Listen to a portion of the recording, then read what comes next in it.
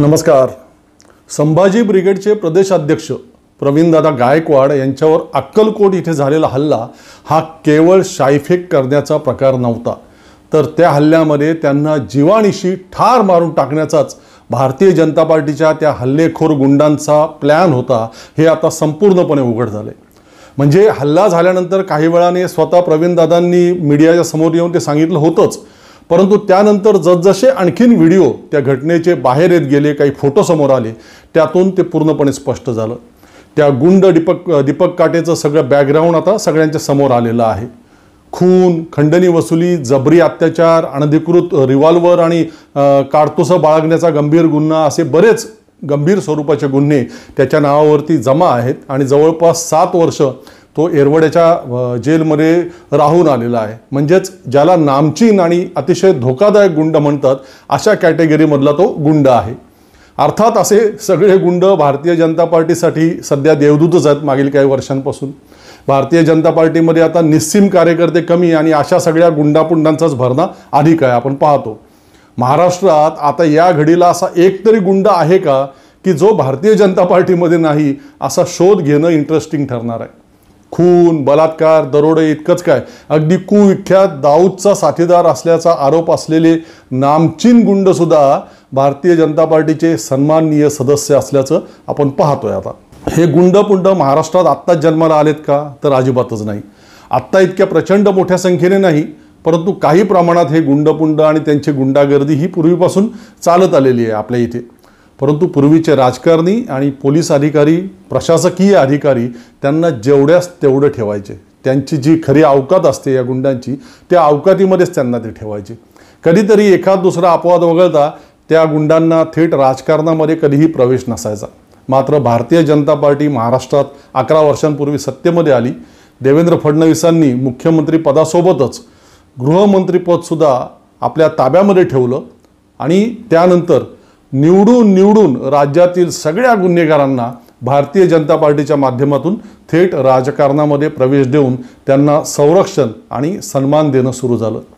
ज्या गुंडांवरती अधिकाधिक गंभीर गुन्हे, त्याचा भारतीय जनता पार्टीमध्ये अधिकाधिक मोठा सन्मान, अशी परंपरा देवेंद्र फडणवीसांनी महाराष्ट्रामध्ये सुरू केली. इतर राजकीय पक्षांमधील भ्रष्ट राजकीय नेते, पुढारी, कार्यकर्त्यांना तर त्यांनी वेगवेगळे धाक दाखवून भारतीय जनता पार्टीमध्ये घेऊन सन्मानित केलंच, परंतु या दीपक काटेसारख्या राज्यभरातील अनेक गुंडापुंडांना आपल्या पक्षामधली महत्त्वाची पदं देऊन फडणवीसांनी त्यांना संरक्षण देऊन टाकलं. सत्तेत राहिले यापुढेही कायम, तर भविष्यात या सगळ्या गुंडांना ते आमदारसुद्धा करतील. ते चंद्रशेखर बावनकुळे वगैरे स्वतंत्र अस्तित्वाचे लोक अजिबातच नाहीत. त्यांची तेवढी कुवत आणि त्यांची तेवढी लायकी आणि पात्रतासुद्धा नाही. केंद्रात जसे नरेंद्र मोदी आणि अमित शहा यांच्यापुढे बाकी सगळे मंत्री आणि नेते निष्प्रभ आहेत, तोच प्रकार महाराष्ट्रात देवेंद्र फडणवीसांच्या संदर्भात आहे. फडणवीसांच्या सूचनेशिवाय, फडणवीसांच्या आदेशाशिवाय हे बावनकुळे वगैरे सगळी प्यादी कोणताही निर्णय स्वतंत्रपणे घेऊ शकत नाहीत. मागे काही महिन्यांपूर्वीच या बावनकुळेंचे त्या चायनाच्या मकाऊ इथल्या एका कसिनोमध्ये जुगार खेळतानाचे फोटो सगळे समाज माध्यमांवर व्हायरल झाले होते. खासदार संजय राऊत यांनी ते सगळीकडे पोस्ट केले होते. संघ आणि भाजपचे लोक नेहमी शुद्ध चारित्र्याच्या आणि आदर्श नीतिमूल्यांच्या गप्पा हाणत असतात आणि हेच बावनकुळे महाशय त्या पक्षाचे राज्याचे अध्यक्ष असताना त्या चायनाच्या मकाऊमधल्या कसिनोमध्ये जुगार खेळताना केवळ एका रात्रीमध्ये भारतीय रुपयात मोजले तर तब्बल 3.5 करोड रुपये हरल्याचं म्हटलं गेलं होतं. एका रात्रीत 3.5 कोटी रुपयांचा चुराडा या महाशयांनी केला होता. म्हणजे पहा, आदर्श नीतिमूल्य, तो पैसा घामाचा आणि कष्टाचा तर नक्कीच नसणार. आणि महत्त्वाचं म्हणजे बावनकुळेंचे त्या मकाऊच्या कसिनोमधले जे ते फोटो आणि व्हिडिओ ज्याने संजय राऊत यांना पुरवल्याचं नंतर म्हटलं गेलं, त्याच नाशिकच्या सुधाकर बडगुजरला भारतीय जनता पार्टीमध्ये प्रवेश देऊन त्याचा सन्मान करण्याची, त्याचं संरक्षण करण्याची वेळ फडणवीसांनी, गिरीश महाजनांनी वगैरे या बावनकुळेंवरती आणली. संस्कृती रक्षक लोक, त्या दिल्लीच्या हायवेवरती आणि राजस्थान, हरियाणामधल्या रस्त्यांवर यांचे नेते कामसूत्रामधील विविध आसनांचे प्रात्यक्षिक करतानाचे CCTV फुटेजचे व्हिडिओ आपल्यापैकी अनेकांनी पाहिले असतील. उच्च नीतिमूल्य पाळणारे लोक. जनाची लाज तर या लोकांना कधीच नव्हती, पूर्वीपासूनच नव्हती, अजिबात नव्हती. परंतु अटल बिहारी वाजपेयी वगैरेंच्या काळापर्यंत निदान स्वतःच्या मनाची तरी काही प्रमाणात लाज बाळगणारे लोक त्या भारतीय जनता पार्टीमध्ये होते.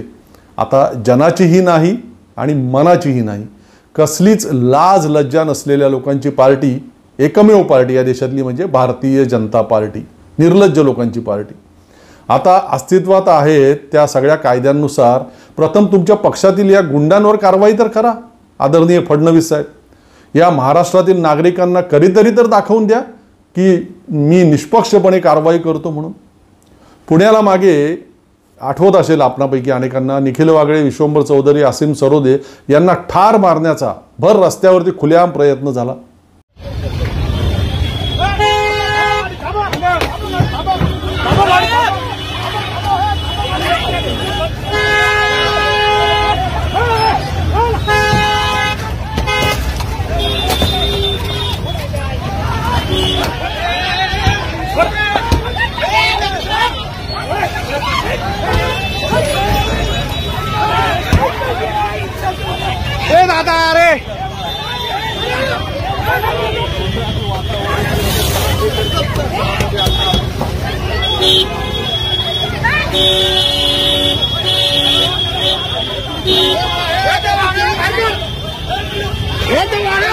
बोला बोला बोला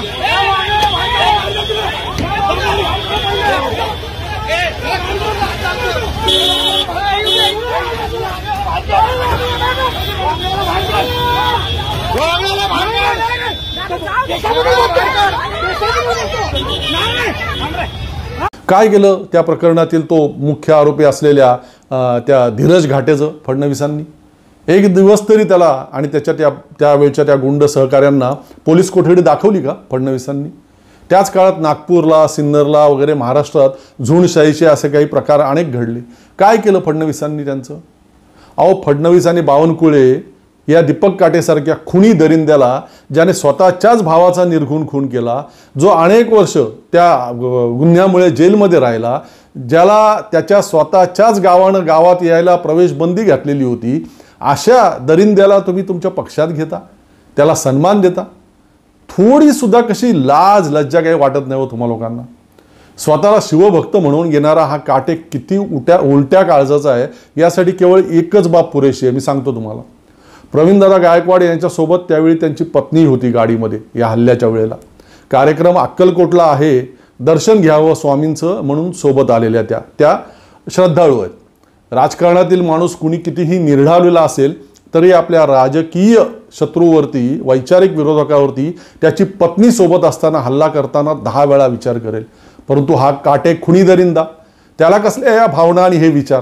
त्याने आधी ते विषारी वंगण प्रवीणदादांच्या अंगावर ओतलं गाडीमध्येच घुसून, आणि त्यानंतर त्यानं गाडीतून खेचून बाहेर काढलं आणि मग मारहाण आणि इतर सगळे प्रकार करण्याचा प्रयत्न केला. त्यापैकी काही लोकांकडे काही शस्त्र असल्याचं सुद्धा आता म्हटलं जातंय. पोलीस नाही म्हणत, परंतु लोक म्हणतात. आणि काही दिवस आधीपासूनच या हल्ल्याचं व्यवस्थित नियोजन केलं असल्याचं आणि त्यानुसारच प्रवीणदादांना तिथे बोलवल्याचं आता सिद्ध होतंय. केवळ शाईफेक करण्यासाठी इतकं नियोजन कोणी करत नसतं आणि 1 किंवा 2 लोक शाईफेक करण्यामध्ये पुढाकार घेतात. आपण अनेक घटना आपण पाहिलेल्या आहेत, कारण ते प्रतिकात्मक असतं. त्या अक्कलकोटमध्ये ही किमान 25 गुंडांची, 20 ते 25 गुंडांची पूर्ण झुंड होती आणि त्यांच्या हातात ती शाई नव्हती तर काहीतरी गंभीर मिश्रण होतं. तपासात ते पुढे येईलच. आणि त्यापैकी काही लोक सशस्त्र होते. हा सरळ प्रवीणदादांना पूर्णपणे संपवून टाकण्याचा प्रयत्न होता. हा हल्ला त्यांचा खून करण्यासाठी, त्यांची हत्या करण्यासाठीच होता. याच लोकांनी डॉक्टर दाभोलकरांना मारून टाकलं खुलेआम. आपण म्हणालो त्यांना मारून टाकलं, परंतु त्यांचे विचार तुम्ही संपवू शकणार नाहीत. याच प्रवृत्तींनी, याच लोकांनी कॉम्रेड गोविंद पानसरेंना मारून टाकलं असंच खुलेआम रस्त्यावरती. परत आपण म्हणत राहिलो अशा हत्या करून तुम्ही आमच्या पानसरेंचे विचार संपवू शकत नाही. त्याच लोकांनी मग निखिल वागळे आदी सगळ्यांना त्या पुण्याच्या भर रस्त्यावरती संपवण्याचा प्रयत्न केला. आपण म्हणत राहिलो विचारांची लढाई विचारांनी करा की. आता त्याच लोकांनी प्रवीणदादा गायकवाड यांचा जीव घेण्याचा प्रयत्न केला. आपण अजूनही तेच म्हणत राहणार आहोत का? सोन्यासारखी माणसं मारून टाकली हो या सगळ्या विकृत धर्मांधांनी मागच्या काही वर्षांमध्ये आपली. डॉक्टर नरेंद्र दाभोलकर, कॉम्रेड गोविंद पानसरे हे लोक म्हणजे या विकृत धर्मांधांना रोखणाऱ्या मजबूत भिंती होत्या. महाराष्ट्रात ही विकृती पसरू नये म्हणून प्रचंड ताकदीने लढणारी ती व्यक्तिमत्व होती आणि त्यात ते यशस्वी सुद्धा होते बऱ्यापैकी. एक लक्षात घ्या, डॉक्टर दाभोलकर, कॉम्रेड पानसरे संपले, त्याचा धसका लढणाऱ्या अनेकांनी घेतला आणि त्यानंतर मग या विकृत ताकदी महाराष्ट्रामध्ये सर्वत्र प्रचंड वेगानं पसरल्या. ही सगळी क्रोनॉलॉजी नीटपणे कधीतरी समजून घ्या लोक हो. माणसं मारली जातात, त्यांचे विचार नाही मारतायत वगैरे. फार झाली आता ही पुस्तके सुभाषितं, त्यांना आता पुस्तकातच ठेवण्याची वेळ आलेली आहे. डॉक्टर दाभोलकर, कॉम्रेड पानसरे वारंवार जन्माला येत नसतात, त्यामुळेच प्रचंड नुकसान होतं त्यांच्यासारख्या माणसांच्या जाण्यानं, समाजाचं, राज्याचं, देशाचं आणि सगळ्या मानवतेचं सुद्धा. लक्षावधी लोकांना प्रभावित करणारे आणि अत्यंत मुद्देसूदपणे या संघी भाजपी जमातीचा पर्दाफाश करणारे ते लोक होते. प्रवीणदादा त्यांच्याच मार्गावरून वाटचाल करतात आणि म्हणून त्यांना प्रवीणदादांना सुद्धा संपवून टाकायचं आहे.